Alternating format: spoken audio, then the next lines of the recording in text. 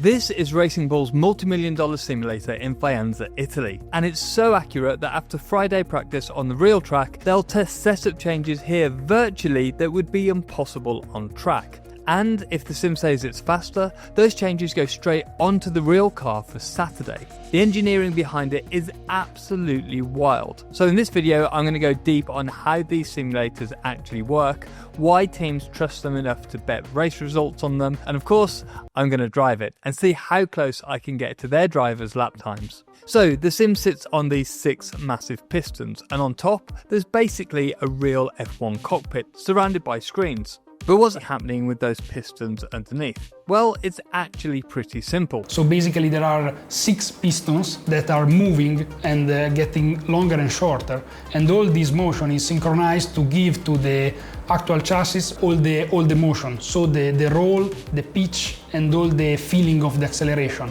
That's Alessandro Malagoli, simulation and modelling engineer at Racing Bulls, who spent the day showing me around. Now, there are limitations even with F1 sims. While this simulator definitely moves and you absolutely feel it, it can't fully replicate what happens in the real world. There's just no way that it can. Of course, the simulator is moving, but not as much as a real car is.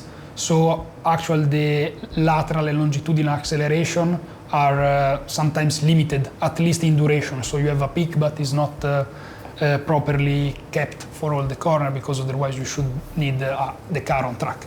But also all the vertical motion, and especially the yaw, which is the actual rotation of the car, so you can perceive how, if you are like oversteering or understeering, you feel it. So basically you get that initial hit when you brake or turn in, that really important feedback to the driver. But the sim can't sustain proper racing G-forces. To do that, you'd need an actual full-size track underneath you, which would obviously make no sense at all. But the initial cue and the yaw and the rotation gives the driver that extra bit of information you don't get in a static simulator. And it's not just the motion the team is obsessing over. They're trying to replicate absolutely everything. So we work with the steering effort, the pedal stiffness, to give to the driver the actual feeling of the real car, because of course they are doing more or less how many laps that they are doing on track also at the simulator. So it's very important that they also get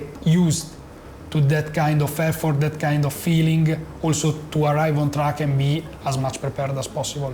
Which makes perfect sense. The feeling of the car, the weight in the steering wheel, and all the buttons and functions need to be embedded in the driver's brain. And there's nothing better to do that than these simulators. Then Alessandro showed me the steering wheel itself. So here you have the clutch. Yeah.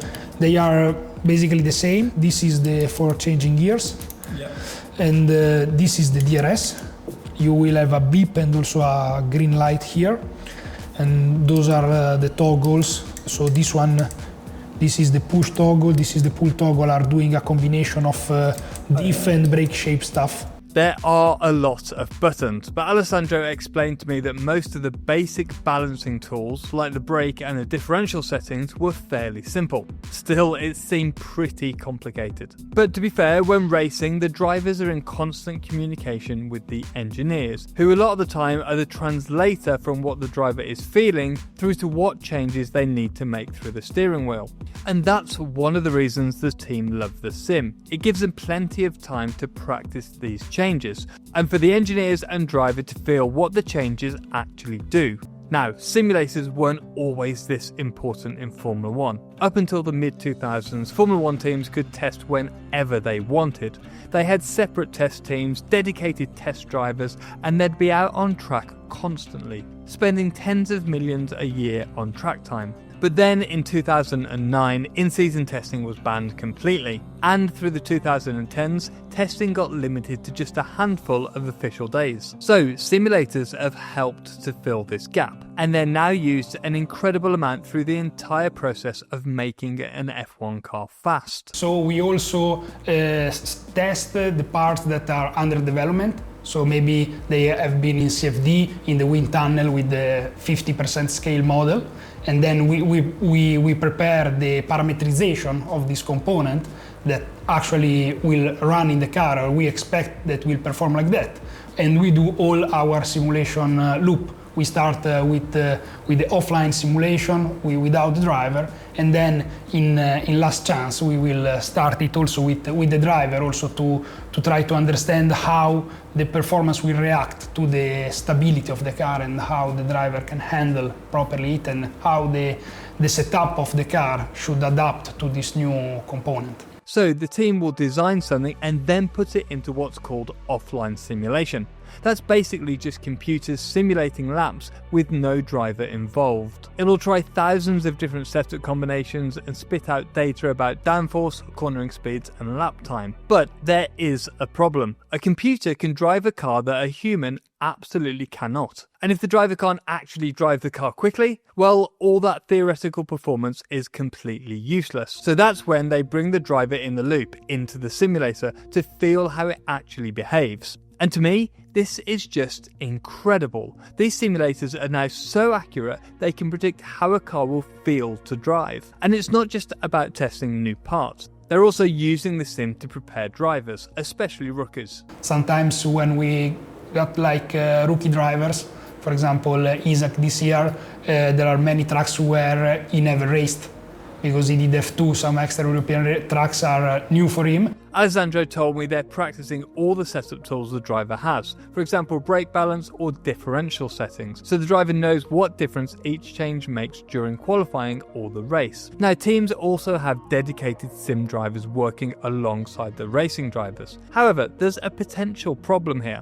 Driving styles can vary significantly between drivers, so how do you set up a car for a sim driver that'll actually work for Hajar or Lawson? It's very difficult to, let's say, subtract from the equation the human part and the habits of the drivers in the simulator. That's why we work a lot on the correlations. Also with our sim drivers, we push them to do exactly what the drivers on track were doing. So they basically coach the sim drivers intensively, showing them onboard footage, teaching exact braking shapes, gear choices and racing lines to match what the real racing drivers actually do. And probably most importantly, the team is using the simulator during an actual race weekend to develop setup changes in real time. That's why also because we run the simulator on Friday of the race weekend. So after the FPs, we do the correlation. So we try to put the simulator world as close as possible to the track condition and try to predict how it will be and try some setup changes that would not be possible to try on track and see if they would bring or not performance. The teams will use the setup from FP1 in the simulator, match it to track conditions, then test setup changes they could never try with limited track time. If the sim shows that it's faster, those changes go straight onto the real car for FP2. However, getting the correlation between the sim and the real track is incredibly difficult. This is the most difficult part of at least my job. We are working for the correlation almost every day. Let's say the performance assessment of all the components is quite difficult to extract exactly what is on track, because sometimes the data are noisy and also the parameterization for the virtual world is not so straightforward. You're trying to match a circuit that's constantly changing. Track temperature, rubber building up, conditions evolving with a virtual world. The data from the real car can be messy, and translating that data into the simulator is far from straightforward. Now, it will never be absolutely perfect, but for the teams to be using the simulators in this way, we have to expect they are very, very close. So then it was my turn to get in the sim, but first I needed to sort out the essentials, like borrowing a balaclava. I might get some talent from this. Right, it was time to get comfortable in the cockpit. So this is the standard one, the comfortable one, but we have also the shell for like Hajar and Yuki, but they are quite smaller. I think this is, Now, being the ex-pro driver that I am, I immediately started making excuses. I don't want to start with the excuses already, but I've never raced on this circuit. So, I mean, just consider that, okay? But then it was time to get going. Radio check. Loud and clear.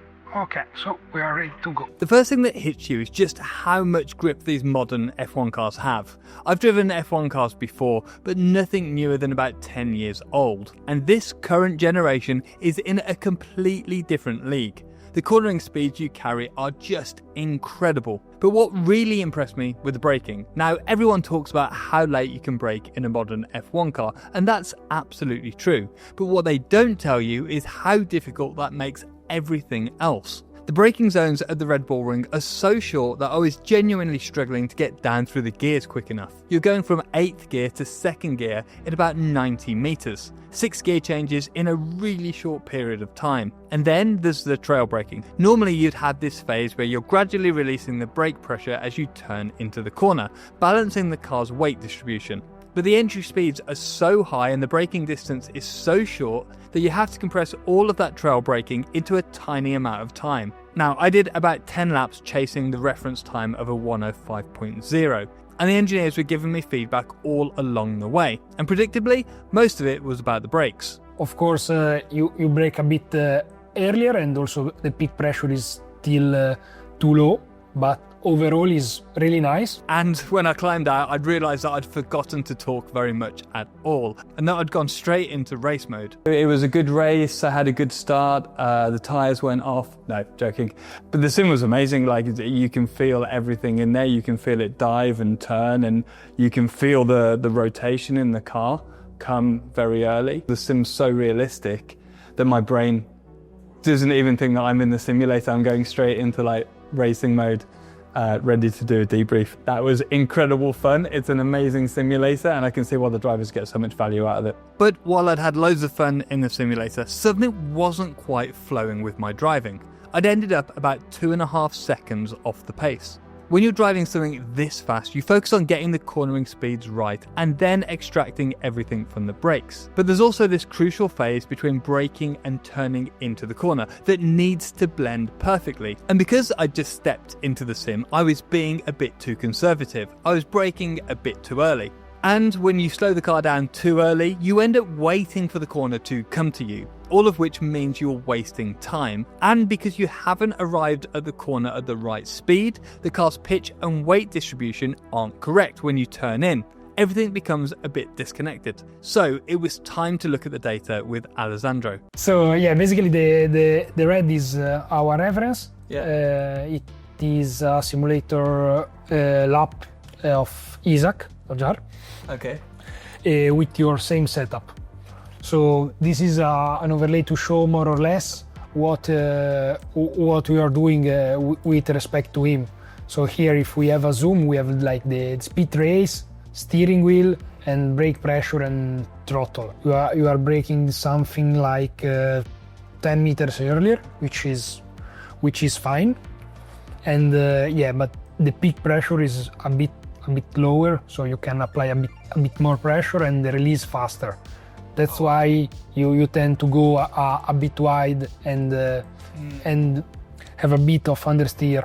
But what caught my attention was something else on the data trace. This shape is really the releasing brake pressure is really fast. Yeah, it's really fast, and this is because we can play with the brake by wire. So we can play a bit with the brake bias to help to get a faster release. So the brake-by-wire system isn't just about blending the regen braking with the hydraulic braking. It was actually helping with the way the brakes are released, making that transition from braking to turning a bit more effective. So basically, I needed to brake later, go quicker into the corners, and get on the throttle sooner.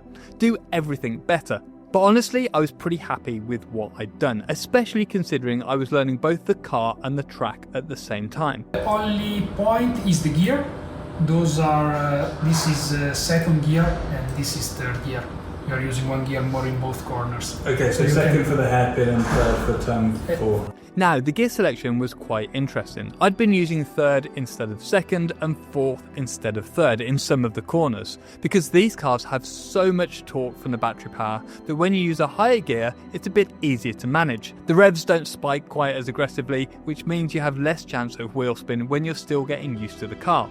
So there might be a tiny bit of time there, but probably not that much. However, I also thought that I discovered some free lap time. I'd done my fastest lap right at the end of the session, on lap 10 or 11. In my mind, surely the tyres would have degraded by that point. So if I could get a fresh set, there'd be some free time waiting. And just one question, are the tyres static or are they degrading? They are evolving through the lap, but they are resetting when you cross the... Okay. Yeah. So no excuses. That was annoying, but with my new insights, it was time for the second session. But before I see if I can improve my time, I want to tell you about something most F1 fans will never own. We've cut up Max Verstappen's 2016 Red Bull rear wing and Michael Schumacher's 94 championship winning Benetton, and then placed the carbon fibre in an amazing wallet. This means you can carry an actual piece of Formula 1 history in your pocket, handmade in England with the best Italian leather. The first batch sold out in 3 days, and we only have 30 of each wallet remaining. So if you want to get your hands on one, you should order now. And we have a Carlos Sainz edition on the way from his 2022 Ferrari. For that, you can join the waitlist now. All links are below. Now, let's get back to the video. So I jumped back in, and again, I have to apologise for not talking too much during this session. I was so focused on driving and trying to remember everything that I needed to do that I didn't have any bandwidth to actually communicate. I just got my head down and treated it like I was racing. And I can't really help but do that whenever I get into a sim. This time I did a slightly longer session, and with each lap, everything started to flow together. I began to connect the dots a little bit better. The first thing to work on was getting that brake pressure higher, and once I managed that, the braking actually felt pretty good. Then it was about moving that braking point later and later, closer to the corner. Now, of course, braking later sounds like an obvious thing to do, but it has more consequences, as I mentioned earlier. And braking later in a car this fast isn't that easy. Your brain wants to brake really early in order to protect you. It's not normal for the human brain to be heading into a corner at 200 miles an hour, or really doing anything at 200 miles an hour. But rationally, you know that you can go later. So it's this constant back and forth with your primal brain that you're trying to overcome.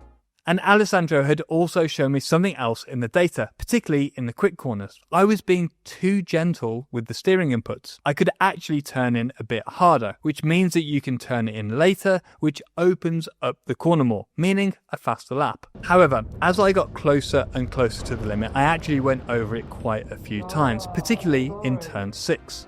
Now, turn 6 doesn't really look that difficult when you watch it on TV, but it's genuinely challenging. It's a fast corner with only a gentle brake, and you can't see the apex when you turn in, which makes it really difficult to be accurate.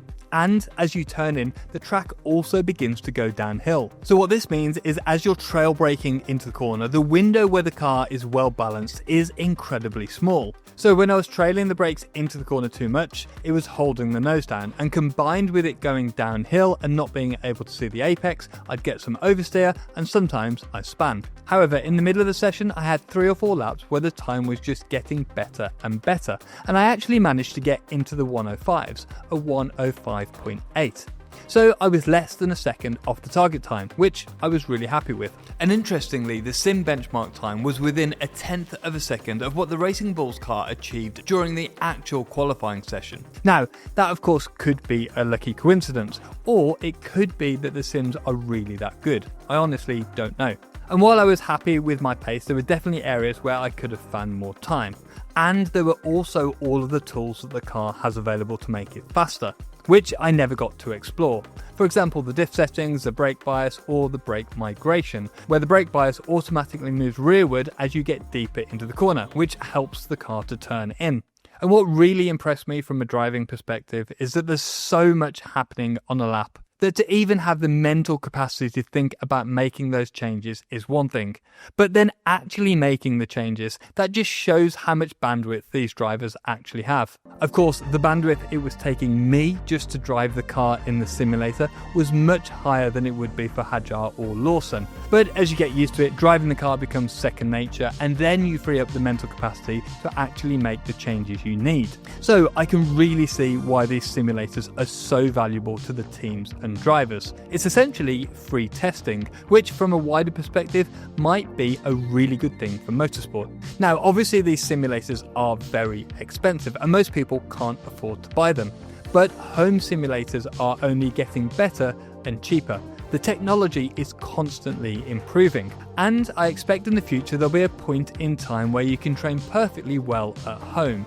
I mean, to be honest, we're almost there already. This is going to allow more people to get into motorsport and potentially get to Formula 1, because the problem at the moment is that typical karting at the highest level costs hundreds of thousands of pounds a year, and that in itself is really limiting. But perhaps in 10 years from now, it may be that simulators are used as a tool that is indistinguishable from real racing. Then motorsport might become more like football or tennis, where you can just spend the hours practicing for free to try to become great. And world-class training is becoming much more accessible too, with tools like Trophy.ai, a virtual racing coach that's been trained with over 50 million laps. The lines between simulation and reality are definitely blurring. So thank you so much to Racing Bulls for having me. It was an awesome experience. And if you enjoyed this, I actually went to the factory where they make the Ferrari F1 simulator, and I go much deeper into how these things actually work. The engineering behind the motion system is absolutely wild, and you can check that video out just here. Thank you for watching, and I'll see you next time.